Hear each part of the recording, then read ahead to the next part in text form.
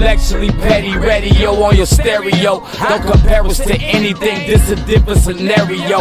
We break records while we pushing the culture forward.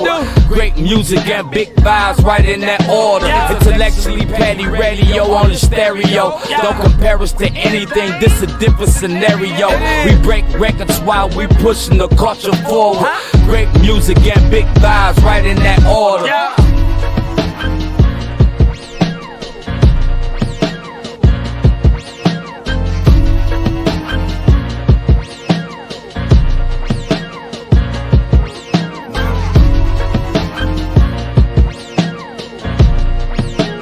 And you are now tuned in to another episode of Intellectually Petty Radio, brought to you by M3S3 Clothing. Men make moves and suckers stand still. And as always, on the mighty Nerd DJs Radio Network. Come on, man. You already know it's redundancy at its finest. Week after week, year after year, we only rock with legends around here. And today is absolutely no exception. We have multi-platinum, Grammy-nominated philanthropist, overall just dope-ass individual, and a blessing to the galaxy itself, Mr. Frank Fitzpatrick. How you doing, sir?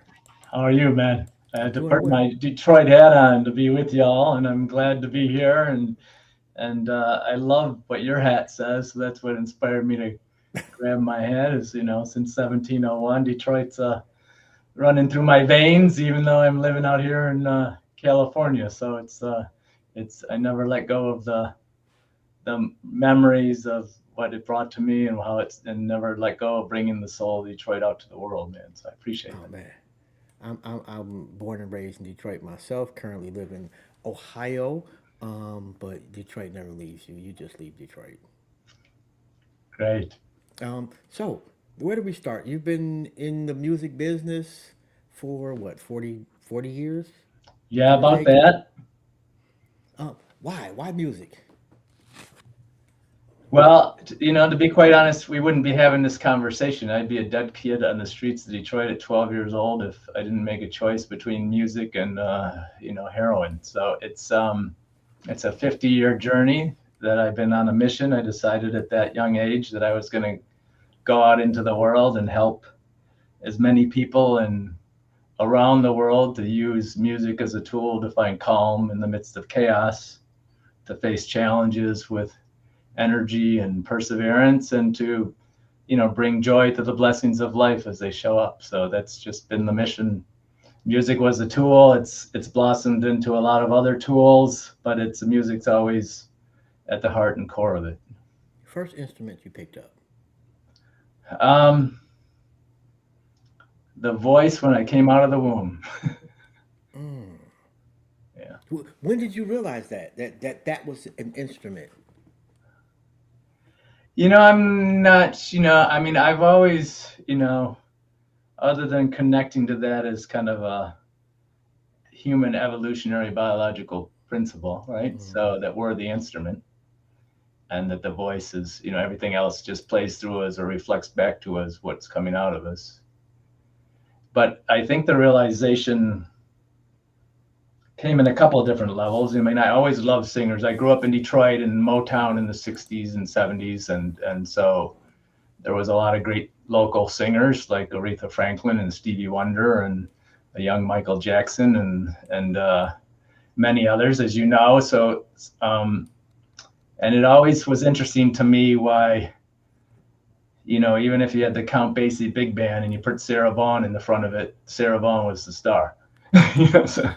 So the singer, something about the human voice, and how critical the human voice is, and how vulnerable it is, and how powerful it is at the same time, has always been fascinating me, and so using and helping people to use the human voice to express something bigger than themselves and to connect to an audience larger than themselves has always been a important part of my path. And I don't know what the exact moment was that I realized that. Okay. And I do apologize, but you have such an extensive career that it would take me a week to adequately do it some justice. I should be apologizing. So it's okay. There you go. No, don't apologize for greatness. Um, but I kind of want to cherry pick some things. Okay, your first check from music, what was that for? Huh, that's a good question. So I probably played with some friends that when I was a teenager somewhere and maybe got paid for it. But it wasn't really, can't tell you when that was. I think maybe choosing it as a career and choosing the path as a career might be a better answer to that question, because that was very specific. That was, Okay. okay, how do I go about that career, and how do I do it in a way that I can follow that mission that I decided when I was 12 years old and have an impact as much as on as many people as possible, and get paid so I can do it. So that was a very deliberate decision that I made, probably, when I decided to take myself to college. And you went to U of M, correct? Yeah, University of Michigan, and again, looking at that question, I had to decide when I went in as into the honors program. I had to decide what my major was right away, because I took as many college courses as I could. I was always trying to get through life extra fast when I was in high school in Detroit. And so I said, okay, I'm not gonna, when I grew up in Detroit, like if you were successful, you were a doctor, a lawyer, or a accountant, or a businessman. If you were a little less successful, you were a tradesman. You worked in the factory. You worked and for me, so I didn't have any models, and but I knew I wanted to do something with music, and that was my calling, to do something in the world with music. So I knew I had to make a living. So I designed, when I was in Ann Arbor, they had one of the top two music schools and one of the top two business schools in the country at the time. And neither of them spoke to each other, because they were all on their own island. And so I designed the first program where I could do a major in each of them at the same time, because I knew I had to make a living at the music piece. Yeah. So you created your own major. Yeah. Is it still in existence? Do they still do Well, that? after I did it through some of the deans. I was a pretty self-motivated, ambitious guy. So, I pushed pretty hard to make it happen. And then after I left, they made it into a master's program, which was music business or something like that, and they started setting it up at other colleges like Berkeley and similar programs, but because they realized it was critical. If they couldn't just train people in music without training them in business, and they couldn't have people in the music business who didn't know anything about music. So basically, you created a whole genre. That's phenomenal. Okay, composer, music producer, author, wellness expert, filmmaker, social entrepreneur. Which one are you most proud of? Well, to me, they're all one, so this is always a challenge because like genres of music, we try to put people into genres of disciplines, right? So, and even now, as I'm building the next company at the intersection of music, health, and exponential technologies, people go, well, I don't understand what they have to do with each other. So if you look at that string that I guess I'm a hyphenate of all those things that you just read. To me, a social entrepreneur is someone who builds through business, through a sustainable business model, has impact on the world. That's their main objective. So, and my objective has always been to bring health and wellness to the world, and so music producer, composer was, kind of modeling after the footsteps of Quincy Jones, is how he was able to do that. And then composer and filmmaker is really around, I realized at a certain point into my music career that if I really wanted to have impact on people leveraging the power of music, I could do it much more so with deeper impact if I was in film. So the power of storytelling and image and music and the reach of the film companies. You did a documentary on the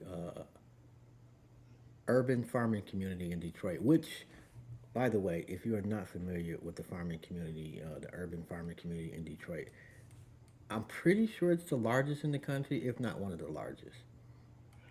Yeah, it's pretty phenomenal. And I have to confess, I didn't, I'd been out of Detroit for a while. And I didn't really know.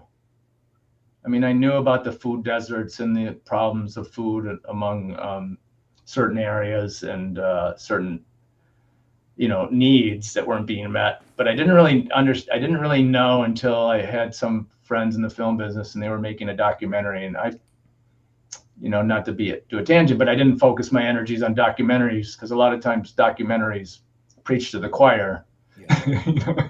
and you don't get out to the people as much as you'd like. But they were making this one about Detroit, and there was at that time, I don't remember, it was 2016, 2000, what the date was, but it was, there was 2,000 urban farms in Detroit, and the farmers had come in from across the state and other states to help people develop the vacant land that had been abandoned. And sometimes that was, as there would be an old classic street, that was where the neighborhood was built in the 20s or the turn of the century. And we're not talking the 2020s, we're talking the 1920s. So, and there'd be 7 houses that were vacant, 7 lots, and 3 that were occupied. And so they basically just roguely came in and took over the land because nobody was managing it. And, people needed a way to eat, but even more importantly than that, people had no understanding of their own power around food. Like, we haven't teach people to grow food since the Industrial Revolution started. Before that, it would be the primary thing you would learn in school, right? So it's, it was. So I decided to do it at a point. My father passed at this time, and I wasn't going to do the project. And then my father passed, and I was looking for something to do with Detroit. A little bit in his legacy. He was what I call a social pediatrician. He didn't do it for money. He treated 10,000 kids across the city of Detroit.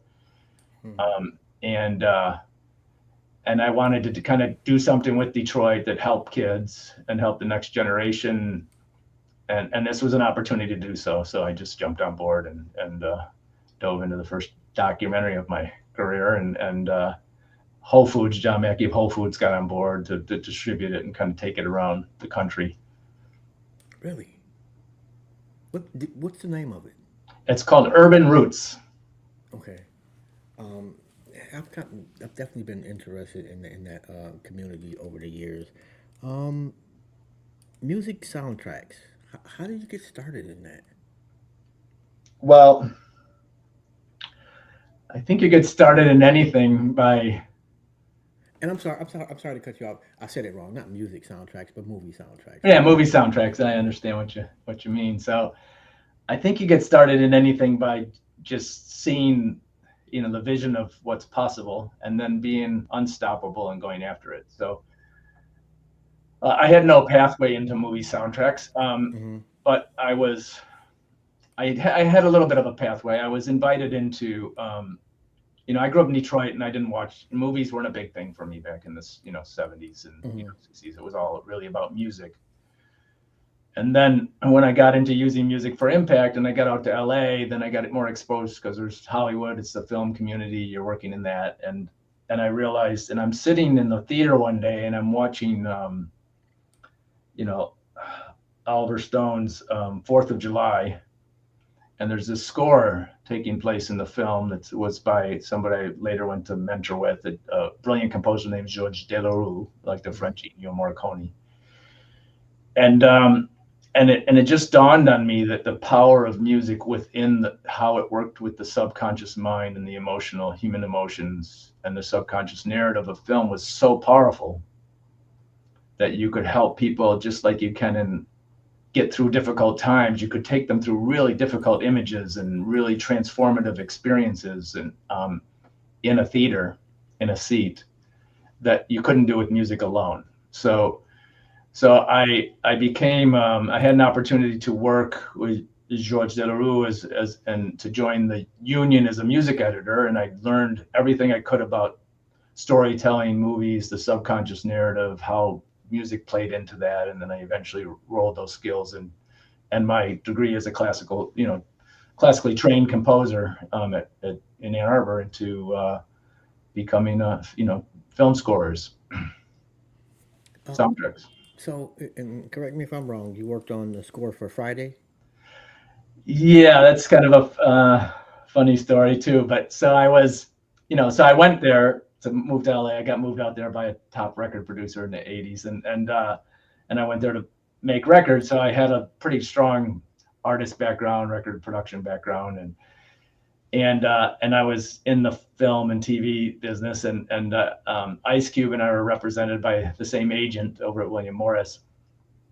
And he brought me in one day he said, Ice Cube's got his first film, and came in with his manager, and they need your guidance on how to put together a soundtrack and how all the music things work. And so we sat at William Morris. We had, a conversation for an hour and a half, and then they said, well, that's a lot to do. Why don't we just hire you?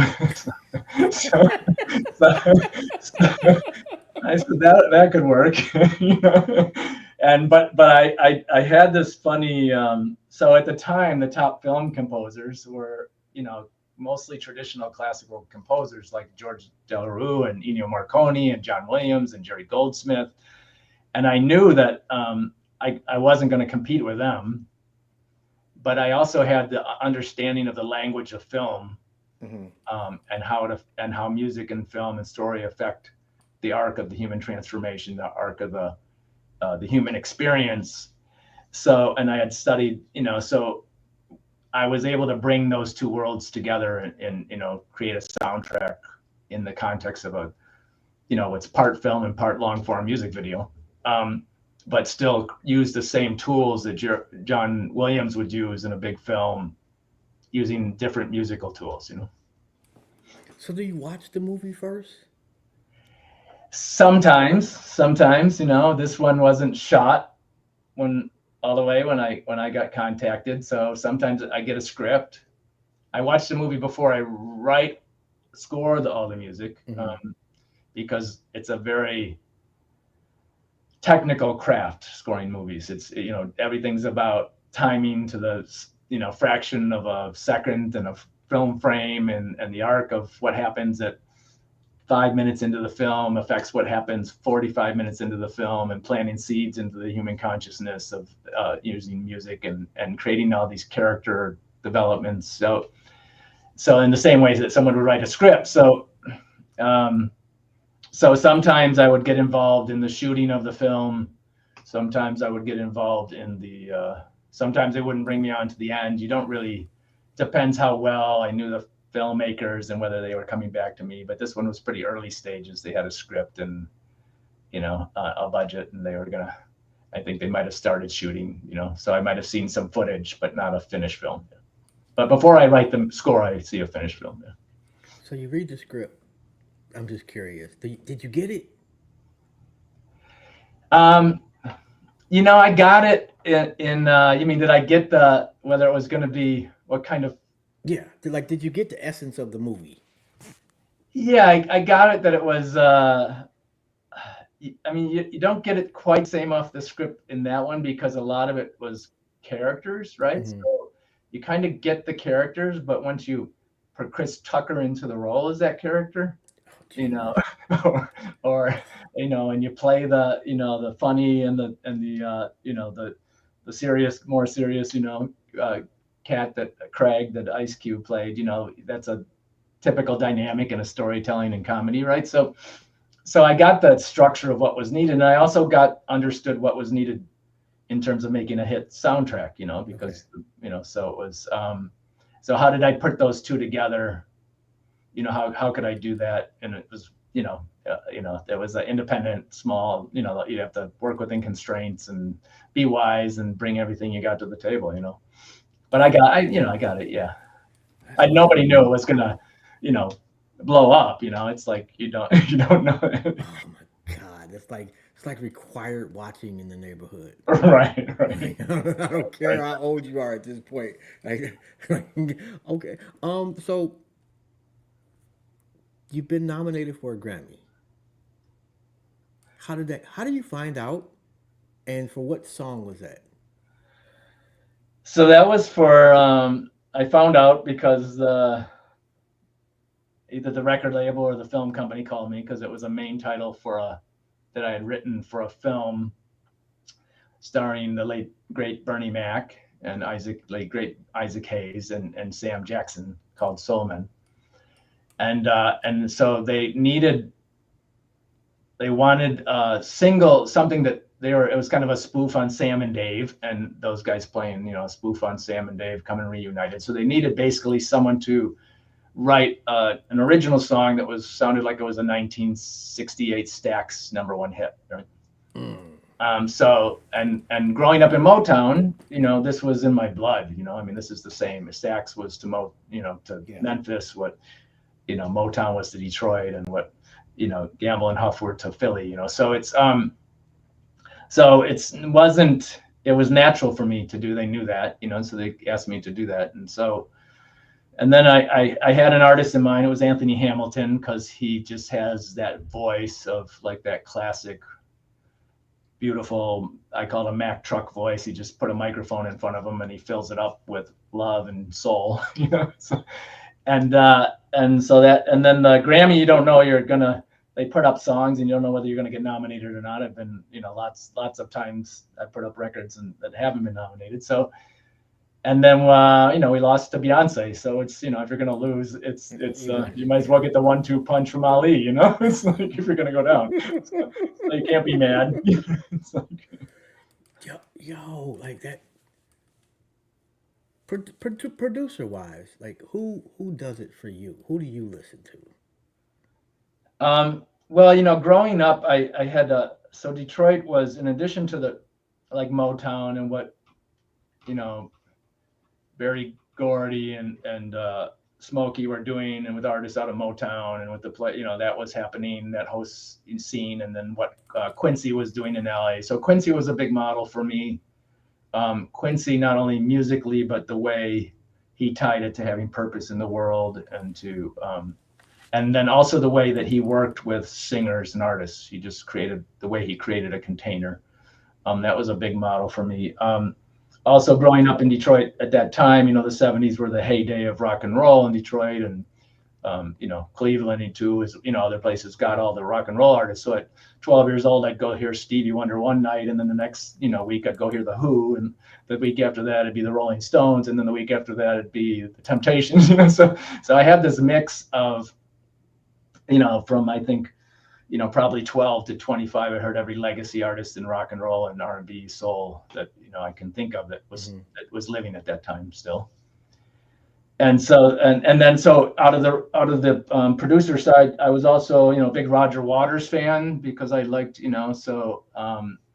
which is Pink Floyd completely, the opposite. People think it's the opposite of the spectrum, but I just loved people who just went for creativity, pushing the envelope, and just extreme excellence. It's like a timelessness in their work. So I could go on and on, but there's those were, for me growing up, like, if I could make records at the quality of which they were making records, then I was doing my job. Pink Floyd was crazy too, by the way. Yeah. It's another world, right? So. Oh my God, Pink Floyd is definitely another world. But it was, if you listen to the classic records of Marvin Gaye, you listen to Dark Side of the Moon. I mean, they were going for the same FM long form experience, transformational quality in the individual, just from a different angle, right? So it's you sit in them and you put them on and you don't stop listening for 45 minutes, right, or an hour. So.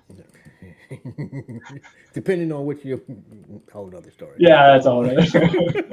Now it's a little different, so it's Alvin and the Chipmunks, you worked on that too back in the day, right? Yeah, that's funny. So you found that one.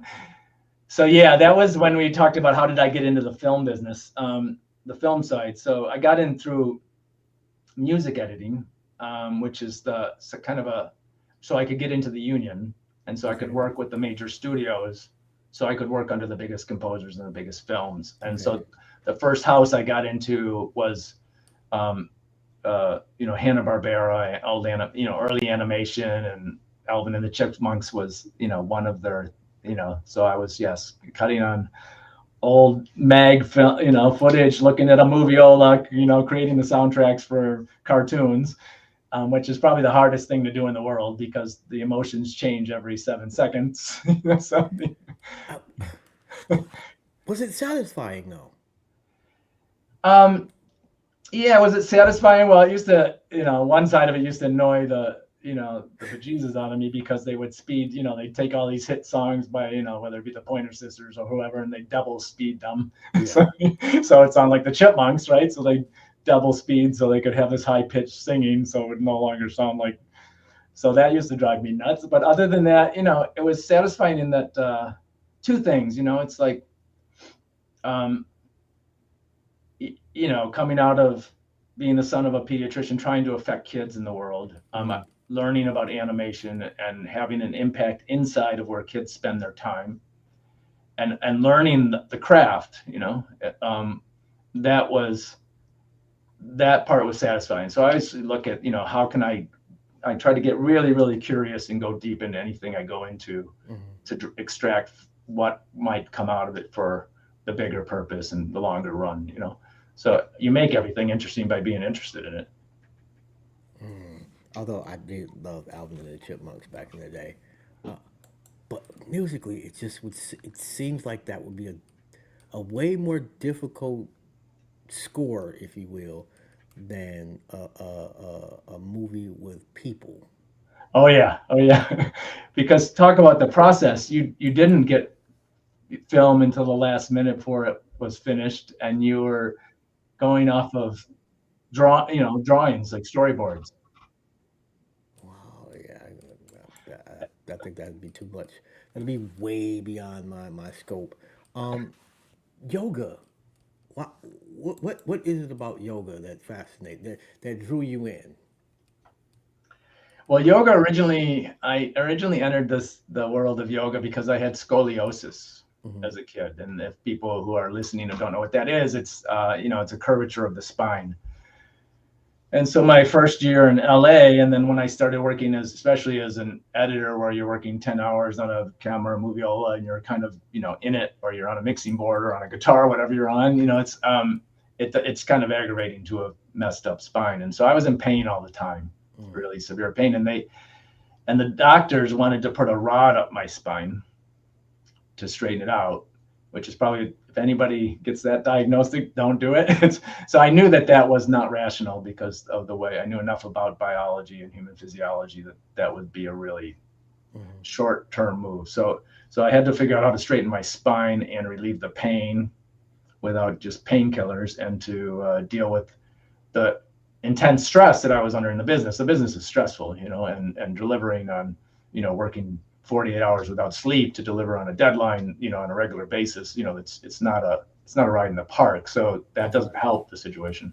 So I got into, I looked for therapies, and I looked for ways to like everybody, alleviate the pain, and I walked in, one of them, somebody just recommended, go to this yoga class. And then, it just was, and then I became really, really curious because it was such a deeper space than a physical, like a physical therapy. It was like psychological, emotional, spiritual. And then that took me down a path for 35 years that has been, transformative and life-saving. And I probably I never would have survived the music business or the tech industry without it, so. Really? Yeah, it was a no. Yeah. And anytime, and then with the back pain, I look at things like that as, like, I call them, blessings in disguise, right? So we can complain and, oh my God, and I go, well, there's a message here. so, Absolutely. And the message was that it introduced me to yoga, and that there was a way to take better care of myself and to heal myself from the inside out without, doing something mechanically dumb. And and then that just took me deeper into deeper learnings and deeper learnings. So when I ended up in that movie theater, for example, watching the 4th of July, that took me down into the, deeper into the film scoring path. I understood already, because I had dove into the ancient wisdom of India through yoga, that the most powerful combination for human transformation on a spiritual, social level was the combination of image, music, sound, story, and so when you start to study the ancient meditation and wisdom, you're going through all those things. You're going through iconic figures, images, story, sound, breathing, movement, and you're stacking all those things, and that basically is what helped television become the new opium of America. So it's like, Oh boy. because they put all those things into a box and you didn't have to do them yourself anymore, right? So that leads you to, are you still with Apple? No, I'm not with Apple anymore. Okay. I went to Apple as their first music and health specialist, and I did so because I was building a business. COVID came down, caused a lot of crashes, and I still wanted to scale the impact, and I wanted to scale the resources that I had to build things that I knew could help in the world and take our understanding and applications of music into health and wellness to a whole nother level, And so Apple made sense at the time, to go inside. It was my first, I guess, real job as an entrepreneur. And I learned, I flew inside the cockpit of the biggest spaceship in my space, and I learned what I learned, and now I'm still, I'm outside now in the wild and taking it out to the next level in the world. So It seems a little constricting for you. yeah, I mean, I don't want to, again, I don't want to complain. It's a very different pathway. So I'm used to or trying to move fast, or fast enough, and having the freedom to be agile. And that's not necessarily there, so you have to decide which one you want to give up. Yeah. How did you get to Soul Vision? So Soul Vision, we were looking back on my career a little bit, and it was interesting,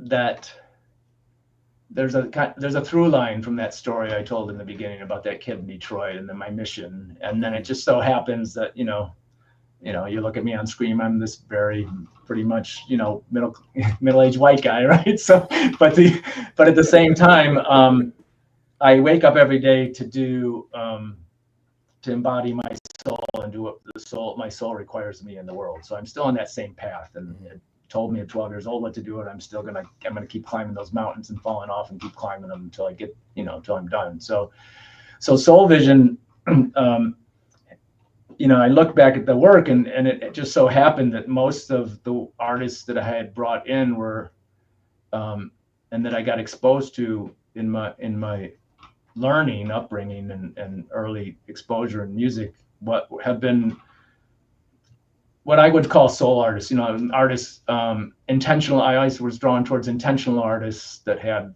a purpose in the world and that were based on, soul music is basically was the transfer, the taking of basically gospel music out into an agnostic setting so it could spread to the world with larger messages, right? It was different than R&B. So in that way, I try to embody my spiritual beingness, and I reflected on all these artists that I got to work with and grew up around. And then even when I was in Ann Arbor, I was producing jazz concerts, and that was, I was blessed to be in a really phenomenal era where I got to work with Sarah Vaughan and Ella Fitzgerald and Ray Charles and Herbie Hancock, and that was. So you met Ella Fitzgerald? Yeah. I was doing concerts, so yeah, she was.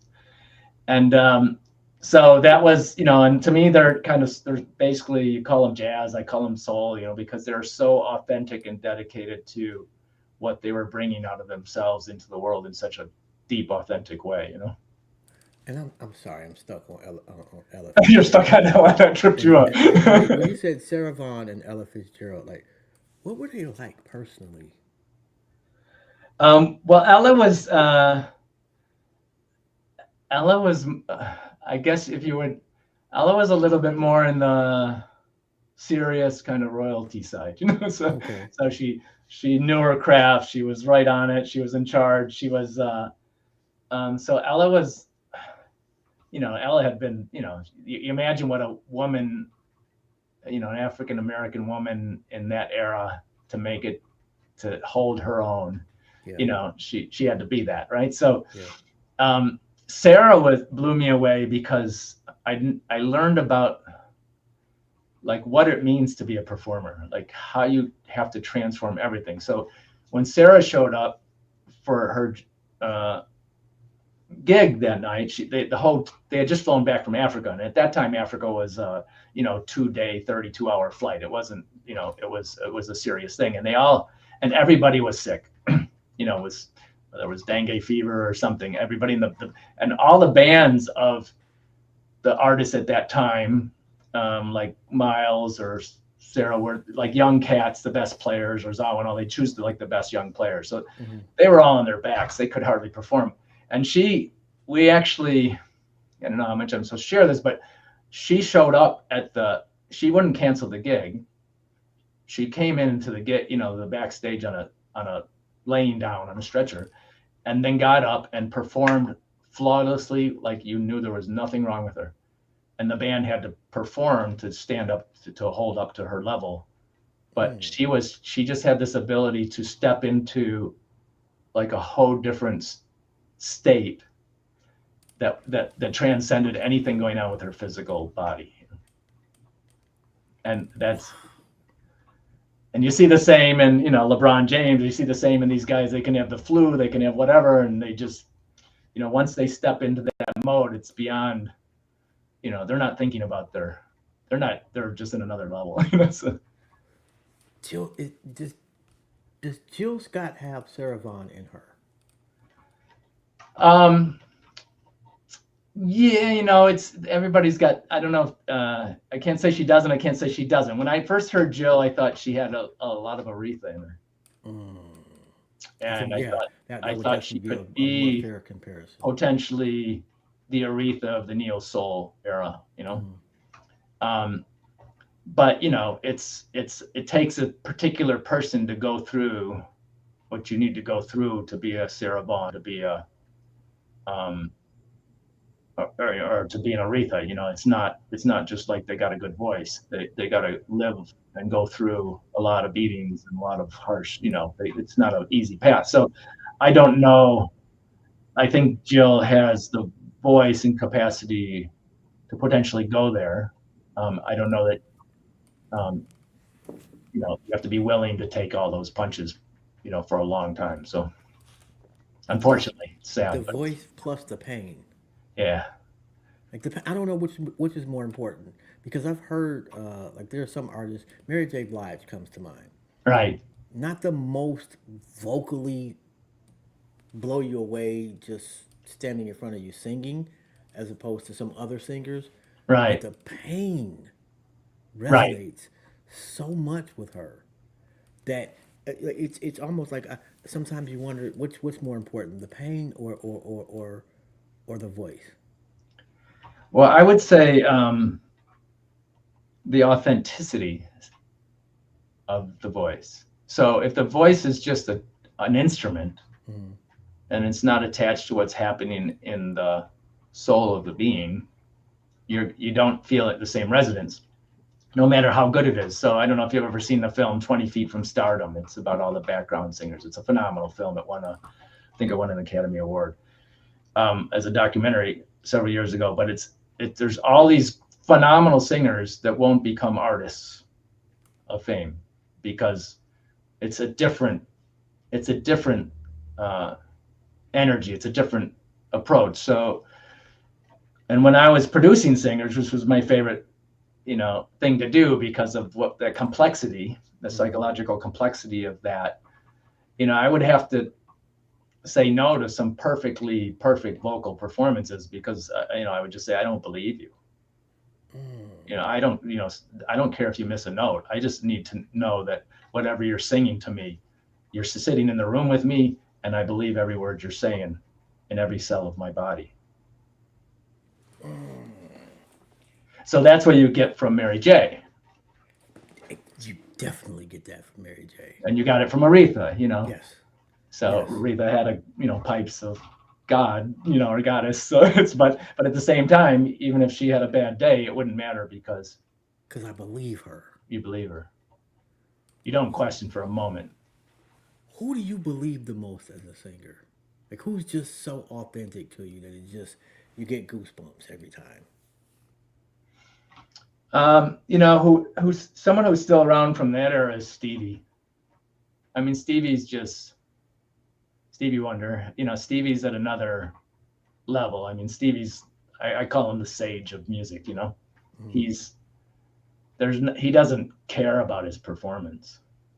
He just cares about how he impacts people, and he just channels that, and that's why everybody loves him and wants to be around him. And you know, he could do a show. He does an annual show out here for kids, you know, raise money for kids for toys for Christmas.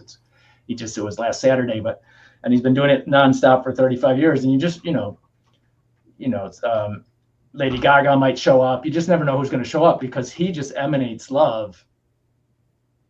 And and the talent comes through in that authenticity. And that's all he's trying to create in the world, you know.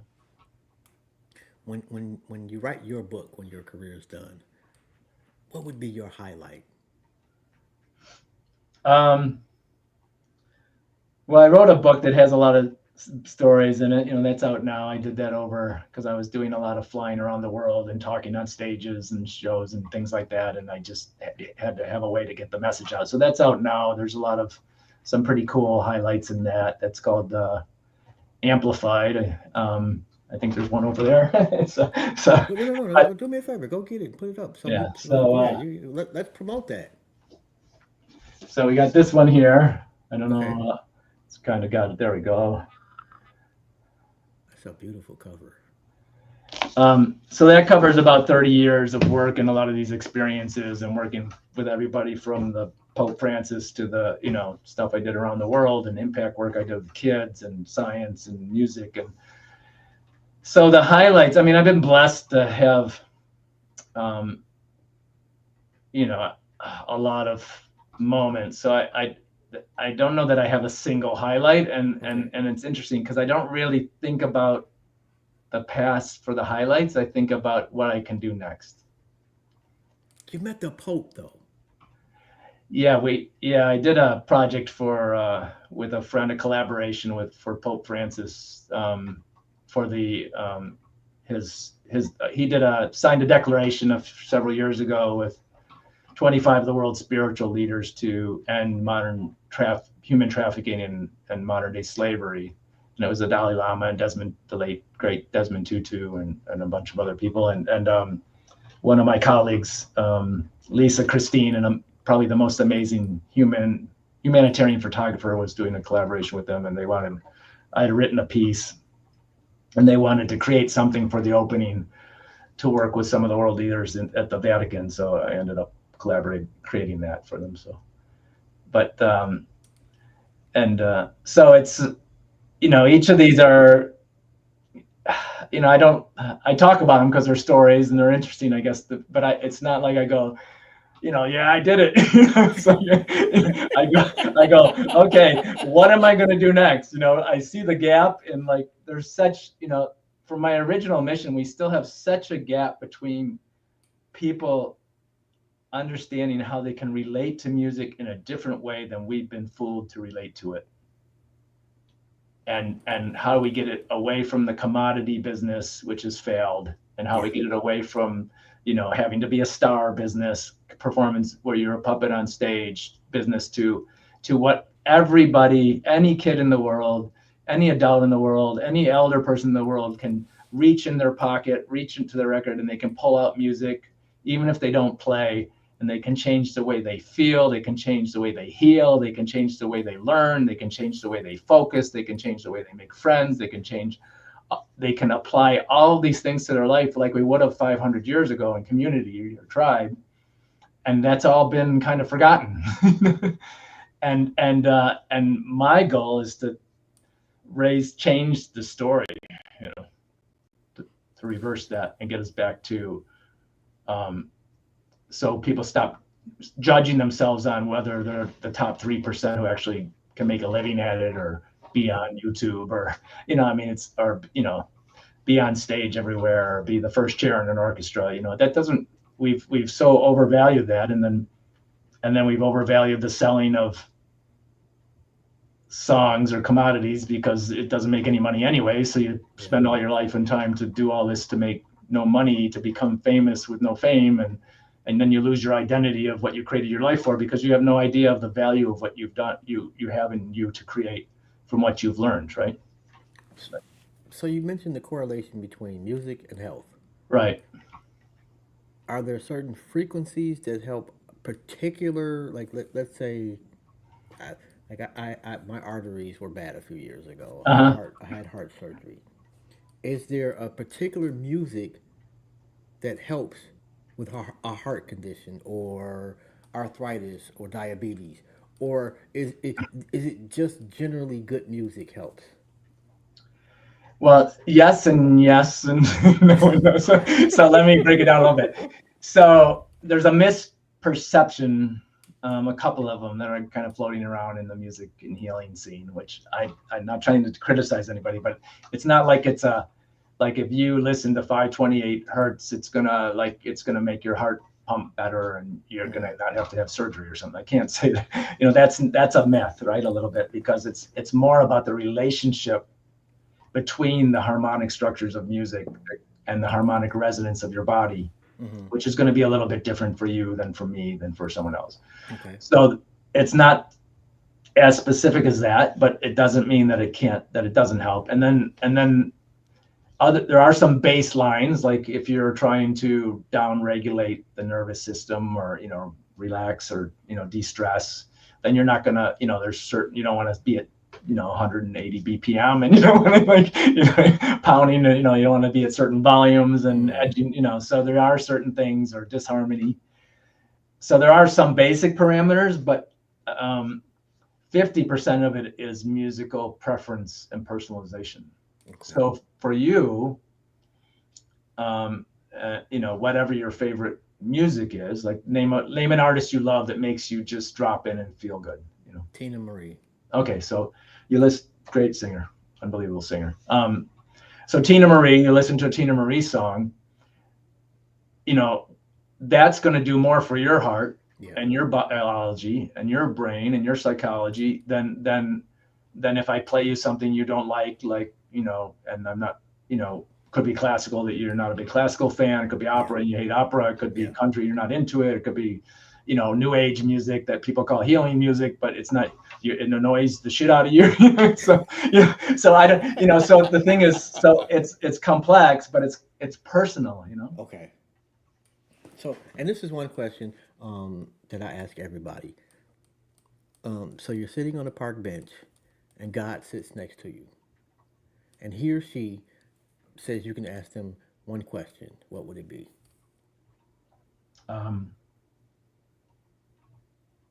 It would be, what do you want from me in my remaining days on this earth?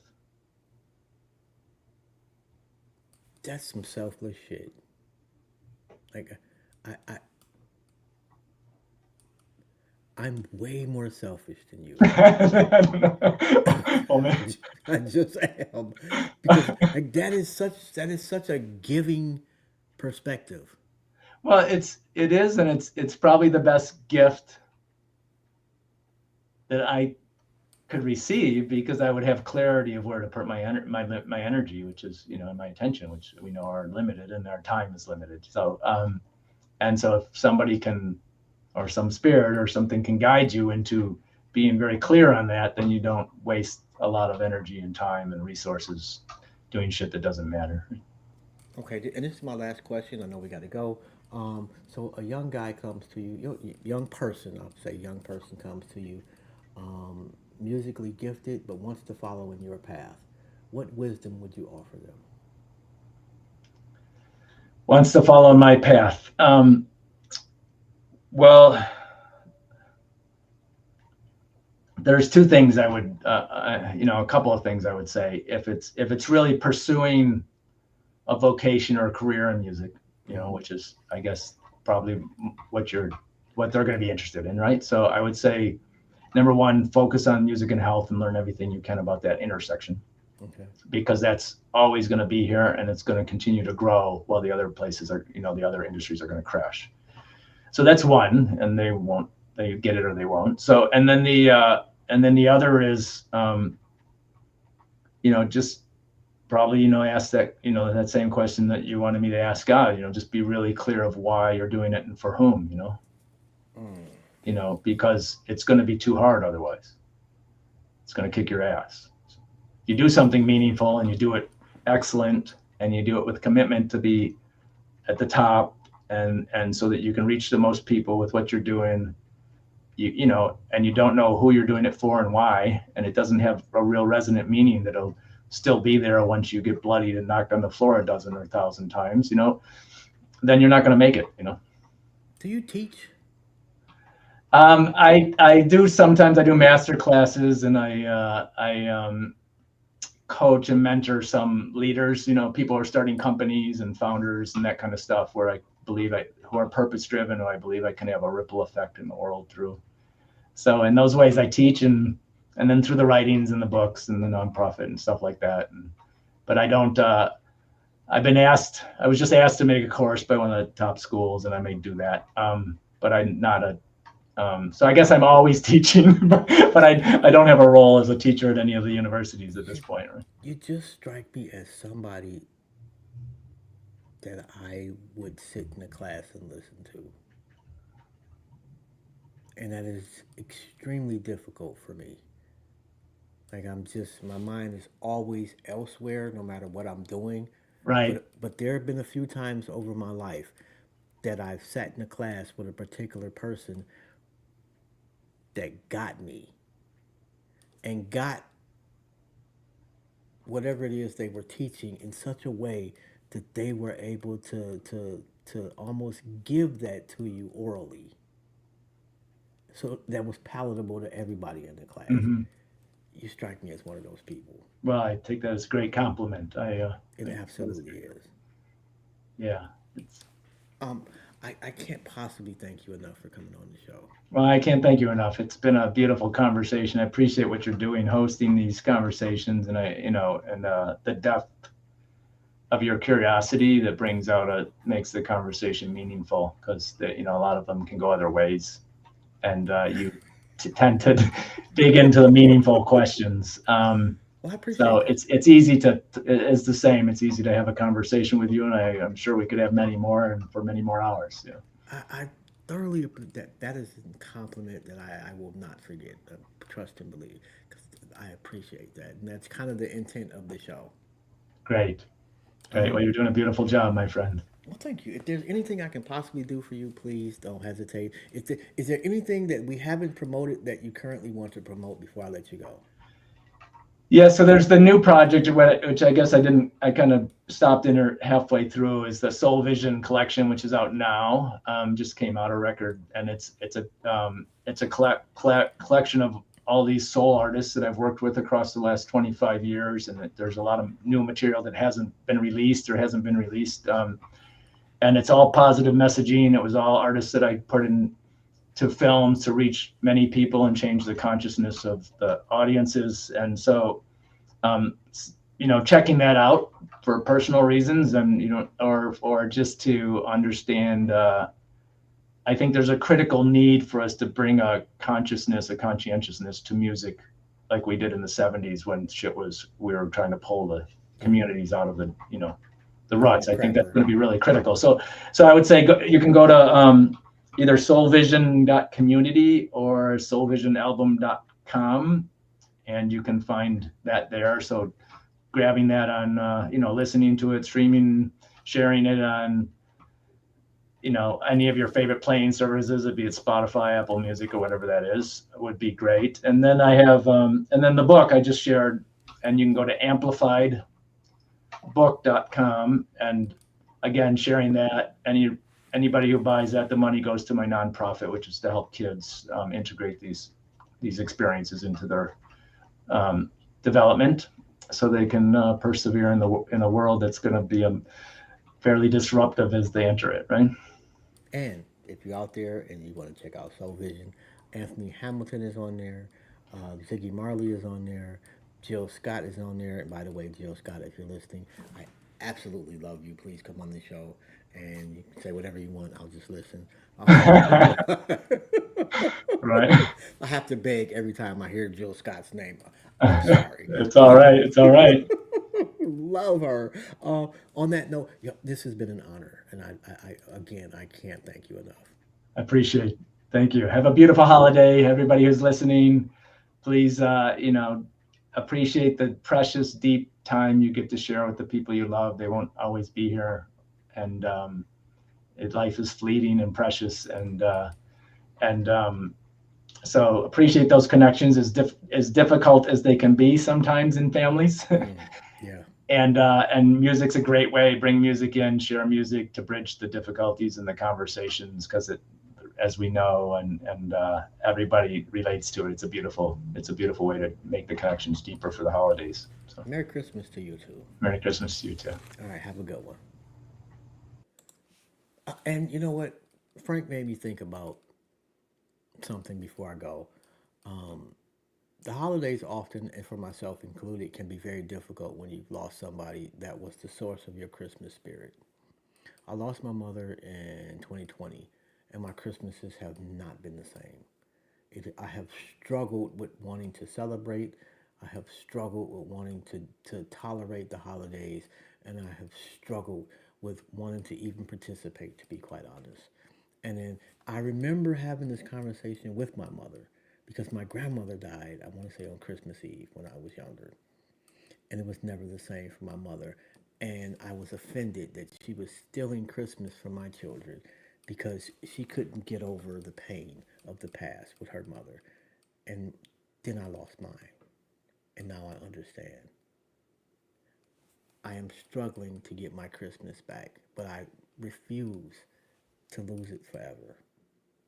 If you are out there and you are lonely, you are depressed, you are having a difficult time with digesting the spirit of the holiday because you've lost your spirit, trust and believe your spirit did not leave you, they moved in a different direction inside of you. You can always get that back. I truly believe that, and I know that for myself, I'll absolutely retain my spirit because my mother is still with me, and she wouldn't want me to be depressed.